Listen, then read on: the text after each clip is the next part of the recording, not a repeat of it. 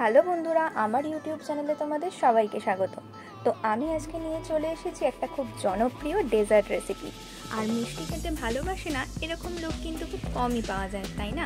আর সেটাও যদি বাড়িতে খুব সহজে চটজলদি বানিয়ে নেওয়া যায় তাহলে খুব ভালোই হয়। তো দেরি না করে ভিডিওটা শুরু করা যাক। এখানে বানানোর জন্য 5 কাপ চিনি নিয়ে নিয়েছি।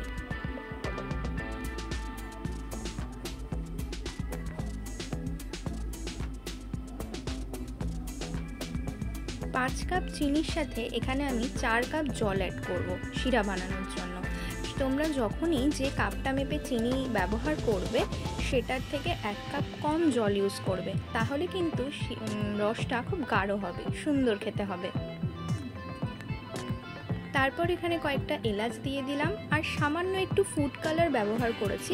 এটা কিন্তু অপশনাল, তোমরা চাইলে নাও দিতে পারো। আমার কাছে অ্যাভেলেবেল ছিল বলে আমি সামান্য একটু ইউজ করেছি কালার আনার জন্য। আজকে আমি ব্যবহার করছি এখানে MTR এর রেডি মিক্সটা। এটা হচ্ছে 175 গ্রাম আছে। এটার মধ্যে তোমাদের এক্সট্রা করে কিছু অ্যাড করতে হয় না, সমস্তটাই দেওয়া রয়েছে। খুব তাড়াতাড়ি আর খেতে কিন্তু বন্ধুরা খুব ভালো হয় তৈরি হওয়ার পর। তোমরা কিন্তু অবশ্যই বাড়িতে একদিন এটা এনে ট্রাই করে দেখো।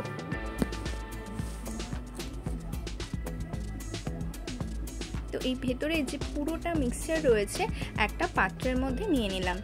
নিয়ে এর মধ্যে এবার তোমরা দুধ দিয়েও এটাকে বানাতে পারো বা জলও ইউজ করতে পারো। আমি এখানে দুধ ব্যবহার করেছি। অল্প অল্প পরিমাণে দুধ ইউজ করবে, কারণ যদি একেবারে বেশি পরিমাণে দিয়ে দাও তাহলে কিন্তু ভালো সফট ডো তৈরি হবে না।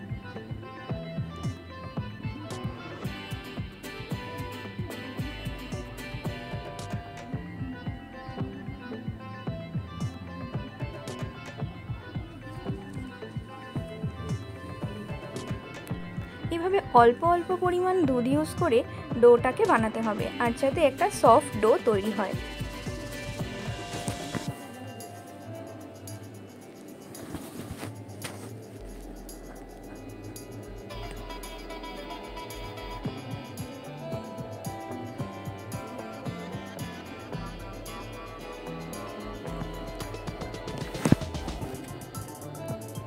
তো দেখো আমার এখানে ডোটা আস্তে আস্তে তৈরি হয়ে আসছে।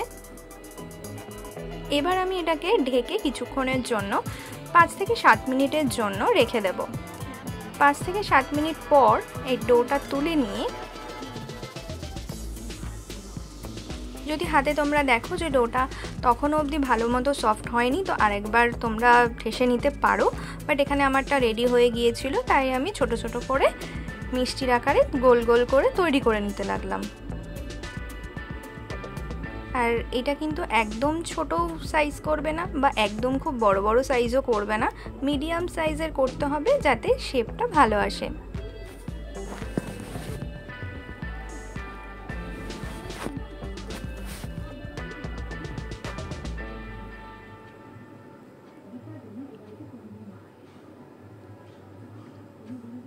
ঠিক এইভাবে শেপ দিয়ে তোমরা বলগুলোকে বানিয়ে নেবে। তো আমার এখানে সবকটা মিষ্টি বানানো হয়ে গেছে। এখানে মোটামুটি 10টার মতো হয়েছে, কারণ আমি এখানে একটু বড় বড় শেপের জন্য, তোমরা একটু ছোট করলে আরও ভালো হবে। তারপরে কড়াইতে তেল দিয়ে এগুলোকে ভাজতে শুরু করলাম।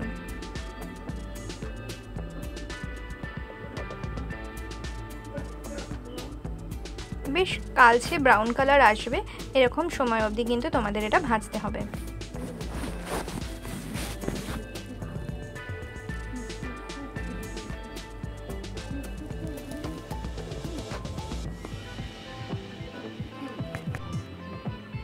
আমি এখানে দুবারে ভেজেছি। প্রথমে একবার এখানে আমি কয়েকটা দিয়ে ভেজে নিয়েছিলাম।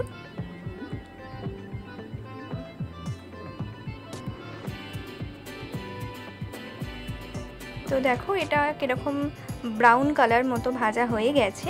এরপরে তুলে নেবে। এর থেকে বেশি ভাজবে না, তাহলে কিন্তু মিষ্টিগুলো পুড়ে যাবে আর রসে দিলে পরে কিন্তু আর ভালোভাবে টেস্ট আসবে না।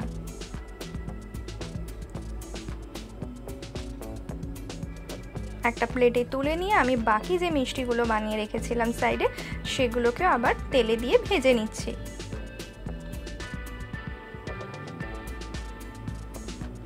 পুরোপুরিভাবে ভাজা হয়ে যাওয়ার পর এবারে পাশে যে শিরাটা বানিয়ে রেখেছিলাম তার মধ্যে ডিরেক্ট এই মিষ্টিগুলোকে দিয়ে দেব। দিয়ে কিছুক্ষণ একটুখানি নেড়ে চেড়ে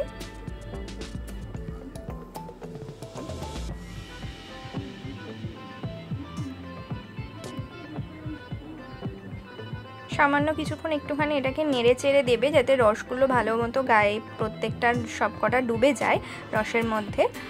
আর তারপরে কিন্তু এটা কিছুক্ষণের জন্য রেখে দেবে, আধা ঘন্টার মতো রেখে দেবে। তারপরে দেখবে মিষ্টিগুলো রেডি হয়ে গেছে আমাদের গোলাপ জামুন। একদম খুব টেস্ট হয় বন্ধুরা। এইভাবে তোমরা যদি বাড়িতে বানাও তাহলে কিন্তু লোকজন এলে আর ঝটপট বাইরে গিয়ে কিনে আনতে হবে না, বাড়িতেই বানিয়ে ফেলতে পারবে মিষ্টি।